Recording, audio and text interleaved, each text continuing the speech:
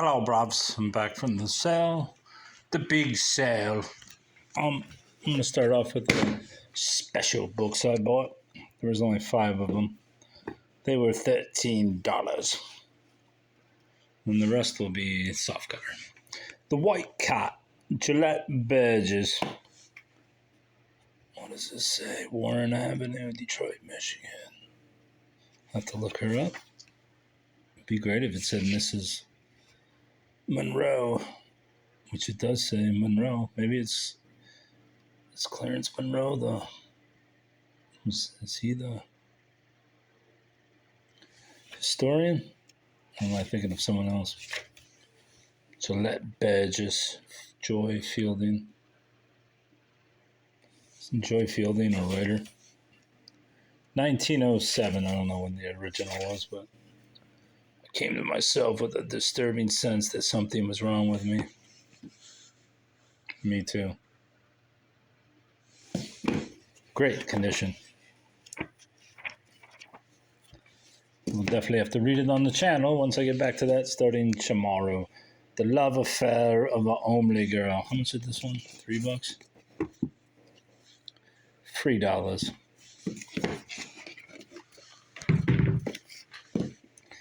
The Love Affair of a Homely Girl. I think it's a $2 book. This is also Mrs. Monroe's. Wonder if or The Love Affair of a Homely Girl. 1914. Sully and Kleinteich. To homely women everywhere. This little book is affectionately dedicated.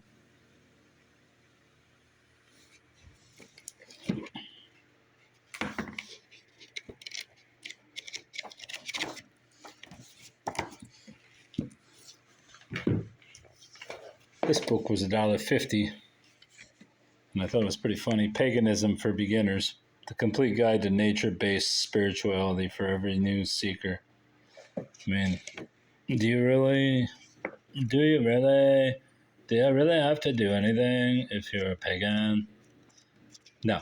You basically just believe whatever fuck you want, then you're a pagan. You just make shit up and then say, that's paganism, buddy. Hemingway's sister, Sonny, Remembers, by Madeline Hemingway Miller. And I paid $6 for it just because Sonny signed it. I saw one on eBay that sold for $25, so I figured $6 for $25. I won't sell it, but even if I do, it's worth the $6. I don't know when she died or if she's dead. I suppose she is. This one was such an awful, sad title. I had to get it. Wikipedia, a modern-day white witch's guide. Also cost $1.50.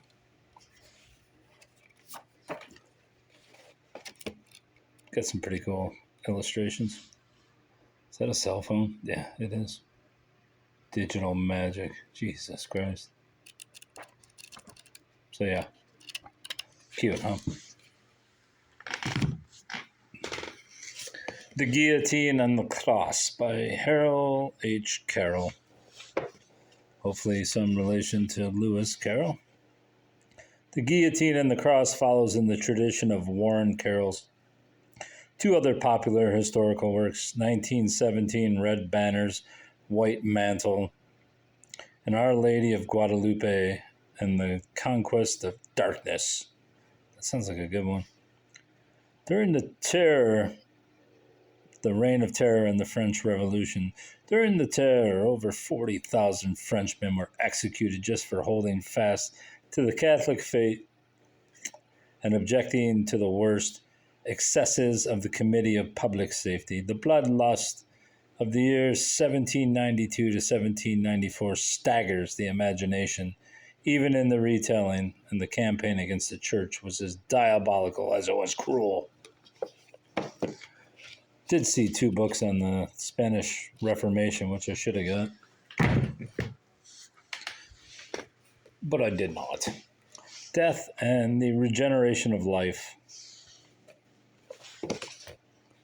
It is a classical anthropological paradox that symbols of rebirth and fertility are frequently found in funerary rituals throughout the world.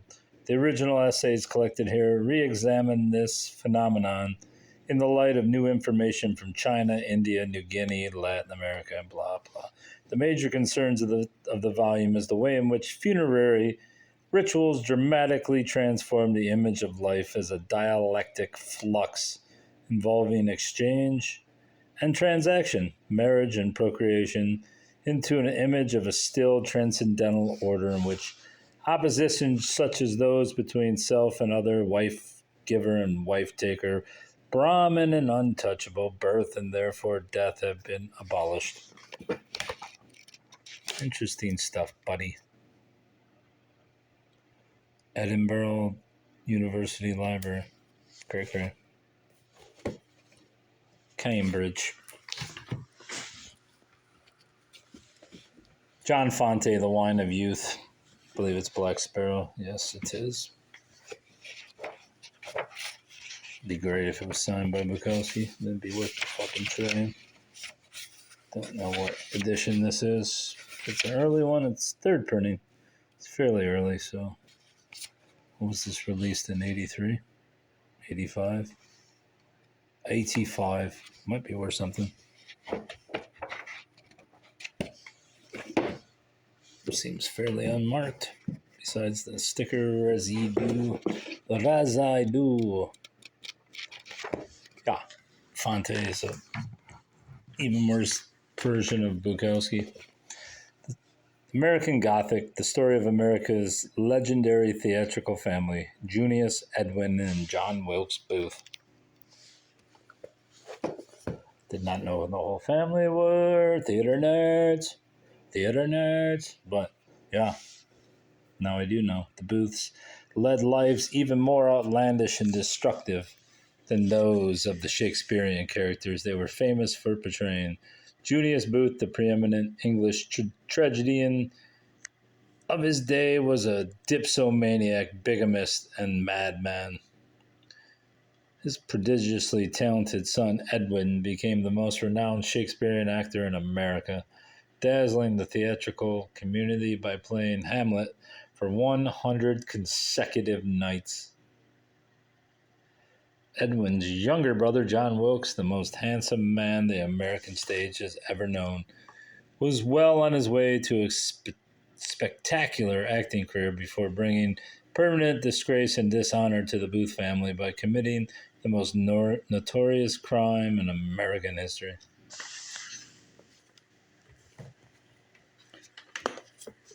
Shake hands with Shakespeare. All right, bruv. What's up, little guys? Hey, look, that guy's going like that. Who are these? Are these fucking gnomes?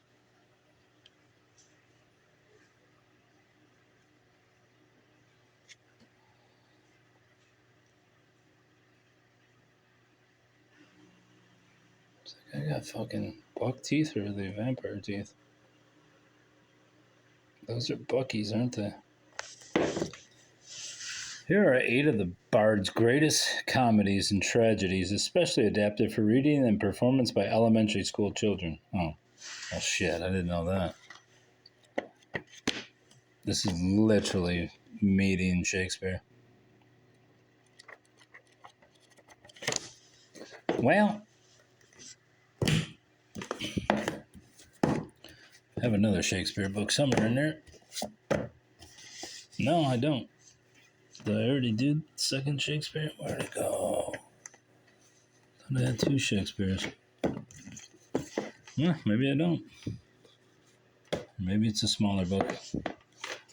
2 editions of Ape and Essence by Huxley. Both have great covers, so I got them both. There's a price tag in there, or a price receipt. Or the thing you just call a receipt, not a price receipt. Nostradamus. Where's that from? Can't read it, bro, if it's too faint. Let's say B. Dalton. Can't read it.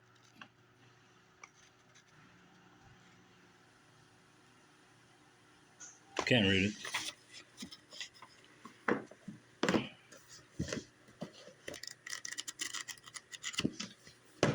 Huxley, as you well know, is a great writer, but often unreadable and boring most times.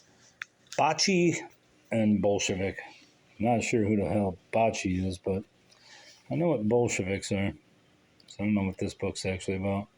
Bocce and Bolshevik, the hidden hand of Germany throwing dust in the Allies' eyes.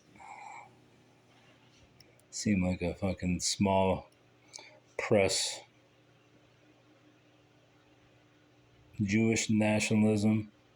General Ludendorff answered Ludendorff's responsibility. Being a series of articles from the Morning Post of London, reprinted for distribution in the United States and written by Mrs. Nesta Webster and Herr Kurt Kurlan, together with an addendum covering certain Bolshevik activities in America by Mr. Peter Beckwith. Yeah, I don't really know what it's about. It doesn't say. I guess the only way you know is to read the entire thing. But like I said, it seemed like a small press thing, so I got it. Nostradamus, Visions of the Future by J.H. Brennan. He ain't fucking around. Get that lamp out of there.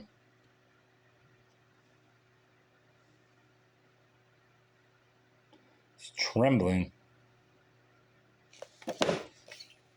In this astounding book, you will meet a man who died in 1566, yet somehow foretold the French Revolution, foresaw the rise and fall of the British Empire, named yet actually named Hitler, Franco, Mussolini, wrote of John F. Kennedy, a cure. Oh, he also predicted a cure for AIDS? I did not hear that one, buddy. Terrorist attacks in New York, the assassination of a pope, more amazing events in the next century.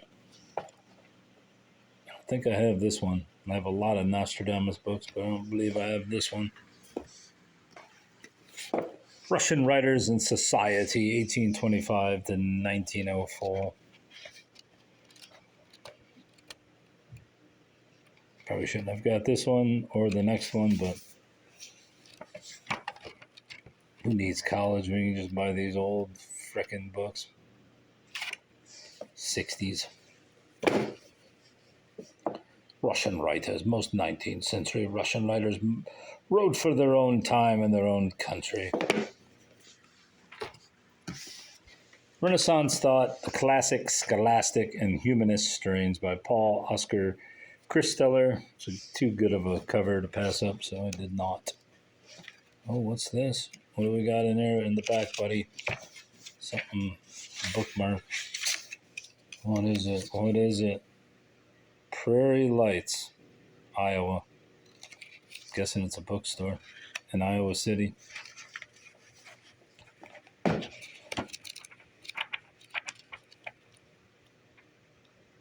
Keith Schaefer. ESP, Seers, and Psychics, What the Occult Really Is by Milborn Christopher. Astrology, Extrasensory Perception, ESP and Animals, Predicting the Future. Thought Reading, Dowsing, Poltergeist, Haunted Houses, The Great Mediums, Firewalking, Illustrated. See some of these illustrations. Oh, yeah.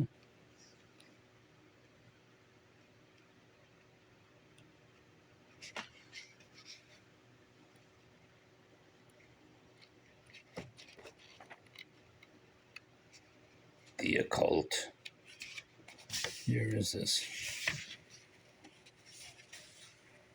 72 or so? 70. Nice.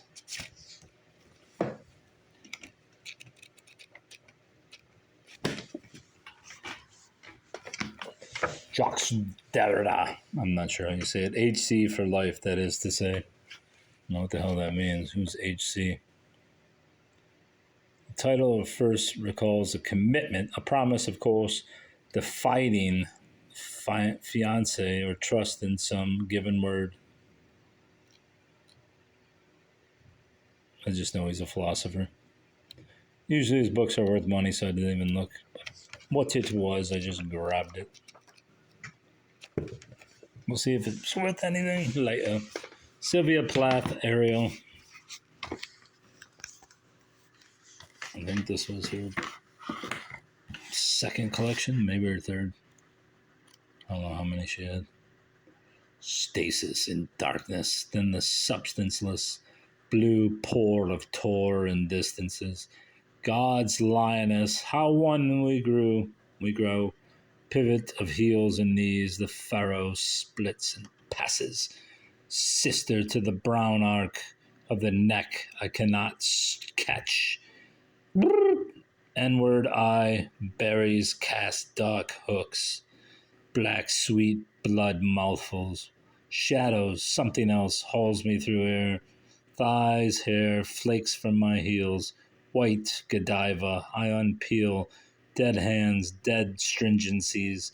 And now I foam to wheat, a glitter of seas. The child's cry melts in the wall. And I am the arrow, the dew that flies, suicidal, at one with the drive into the red eye, the cauldron of morning. Obviously the best American female poet. I would say her and Edna St. Vincent Millay are 1 and 2. Sexton, I don't like. After that, not many.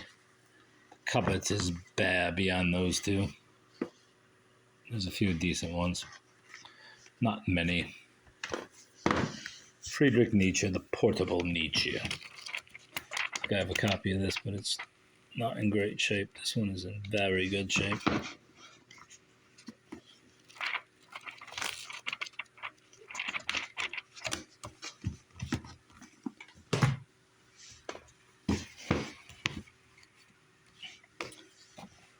None dare call it conspiracy. Basically about the Trilateral Commission and the New World Order and the people that are controlling the American government.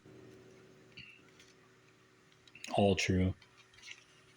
All coming to fruition as the Birchers predicted. I'm not sure which came first, but none dare call it treason by John Storm. I believe this came, I don't know when it came, but likewise another classic book of so-called conspiracy that all came basically true. And then here's the 25th anniversary edition, the 7 million copy bestseller.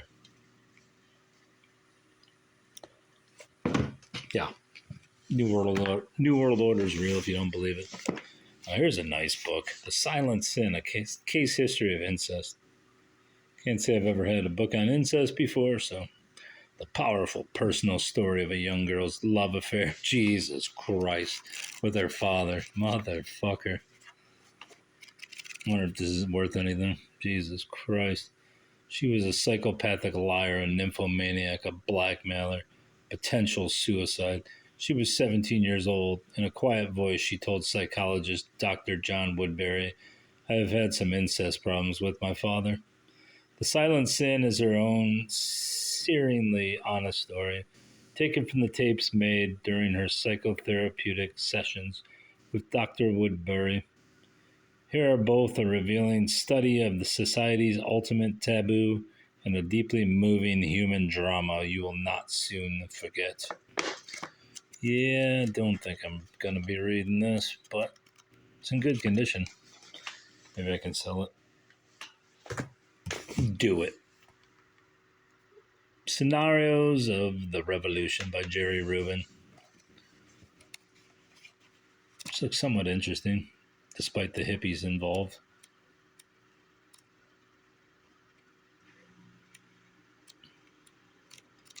It's maybe worth some money. I don't know. Whack creates subpoenas envy and meets Thomas Jefferson. Hare Krishna. What a fucking joke the 60s were.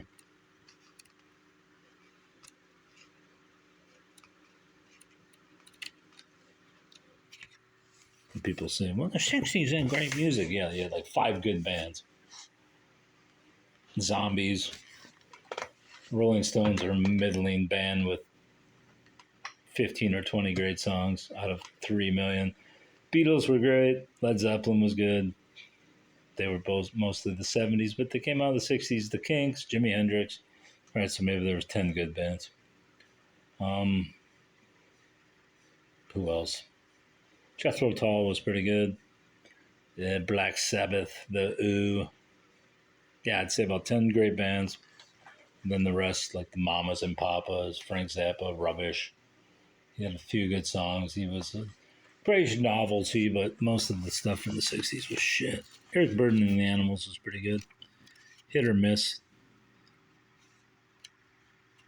Dummy by Ernest Tidyman. The sensational true story of the strangest trial in legal history. A deaf mute is accused of murdering 2 prostitutes. I believe he's a little brother. Yes. I don't know about the dummy, a Chicago detective said, but every time he goes through a neighborhood, we find a dead bra. The bloody victim, a prostitute, Miss Ernestine Williams. The suspect, a young black deaf mute, Donald Lang. The lawyer, tough, resourceful, totally deaf, Lowell Myers. Wait, he's totally deaf too? How the fuck did they have this trial? I don't know if he was guilty. It's funny too, because then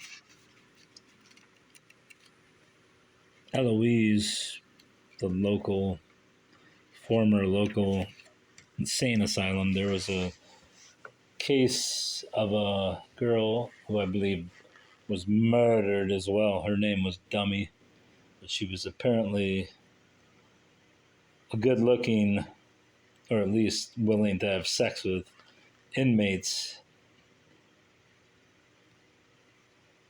I don't know if she was mentally retarded or she had physical problems, but her name was Dummy, so you'd assume that they called her Dummy because she was mentally handicapped. And anyway, I don't know if she was good looking, like I said, or if she just had no filter and just did whatever she did. But I believe they found her dead, and that it came to light that she had born or at least, no, wait, when she died, they said she was pregnant, but that a fetus had been inserted into her, or something like that. I'll have to look up the story. It just brought up that story when I read the title Dummy. Anyway, that's all for the first part of my books. How many was that? Total 3. I know I had 23 hardcovers, so that's 6, 9, 10, 14, 17, 18, 19, 20, 21, 26 total paperback and special books. So I think I had 49 total, which I think takes me to my needed total. All right, bro, that's all. See you in a minute. Goodbye.